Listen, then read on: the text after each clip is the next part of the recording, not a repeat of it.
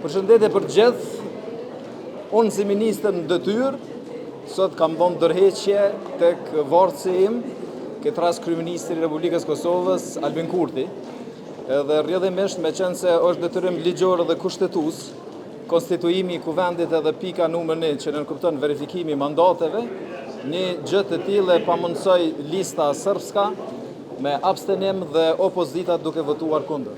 Kjo është një rrethonë e re që në aspektin kushtetues, ligjor dhe të rregullorës së punës së kuvendit nuk është e paraparë dhe definuar, edhe rrjedhimisht kryesuesi i seancës së sotme ka vendosur që për një situatë të tillë të re të krijuar të drejtohet Presidentit të Republikës Kosovës dhe rrjedhimisht është në diskrecionin e presidencës të kthejë në një përgjigje ose të drejtohet gjykatës kushtetuese.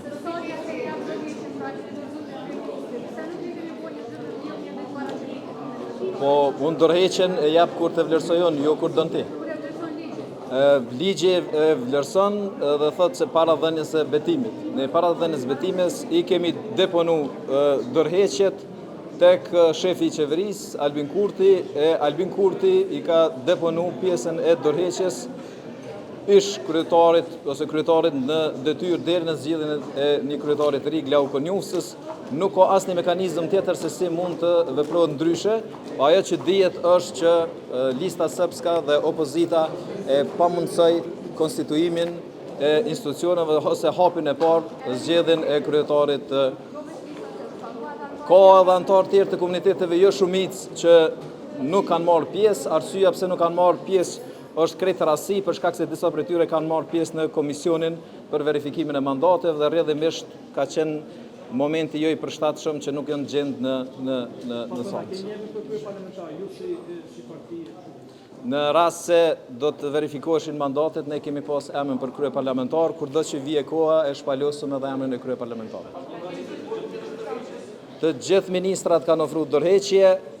Mirë po, pavarësisht që kemi dhënë ndërheqje, unë kthehem në zyrën ku e kam të ministrit për shkak se largimi i kryeministit në detyrë nga zyra e kryeministit edhe largimi i ministrave nga zyrët e ministrive me çrast do të krijonte mundësia e krijimit të një hendeku të madh, nënkupton që dikush nesër mundet me thonë që kemi bërë vepra penale deri në nivel të tradhtisë kombëtare.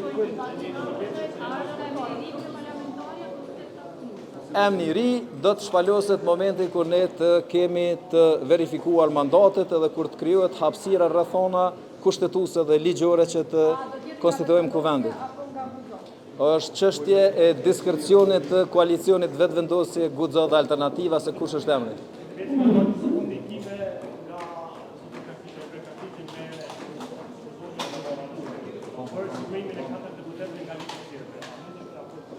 Nuk kam çka flas në këtë fazë përderisa opozita dhe lista sërbska ka mundësuar konstituimin e kuvendit të Republikës Kosovës për të hapë mundësi dhe për të futur në afate ligjore dhe kushtetuese për të pas institucione e Republika Kosovës, për të pas kryetarin e kuvendit dhe rrjedhimisht për të hyrë në afate kushtetuese për nominimin e mandatarit për kryeministër të qeverisë ardhshme.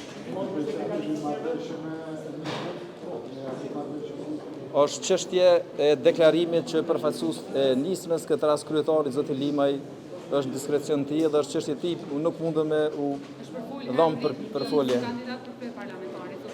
Përfoljet janë nga më ndryshme, nuk jam këtu për me dhëm përgjigje për përfoljet. Po, a është emër që a keni emër një për kryeparlamentar? Ai që do të zgjedhet kryetari i kuvendit do të jetë emër. A është Limaj? Jo, nuk është çështje mungesës së transparencës, është debati i vazhdueshëm dhe vendoset në momentin ku krijohen rrethonat e favorshme dhe të përshtatshme për me vazhdu tutje.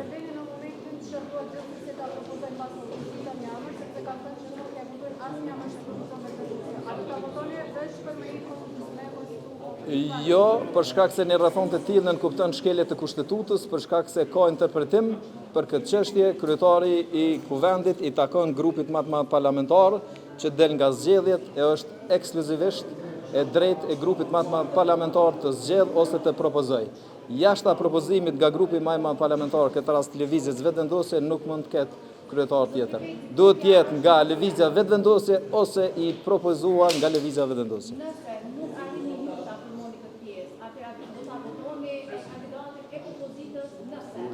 Jo, ajo është shkelje kushtetuese dhe nuk vjen shprehje, nuk mund të ndodhë një situatë e tillë. A mundi me shkojnë zgjedhje?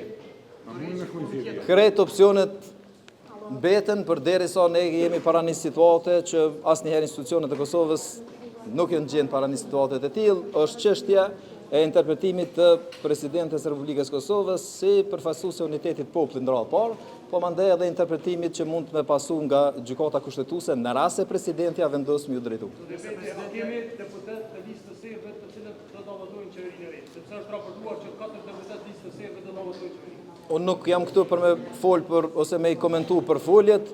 Ne nuk kemi asnjë komunikim me listën srpska, edhe synimet edhe angazhimin tonë për t'i dhuru Kosovës institucione në shërbim të Kosovës asnjëherë nuk e bazojmë tek numrat edhe komunikimin me listën srpska. Presidenti thotë që duhet tërheqje në formë individuale, Për- secili në formë tjetër për të përdorim për kësaj që e keni dhënë.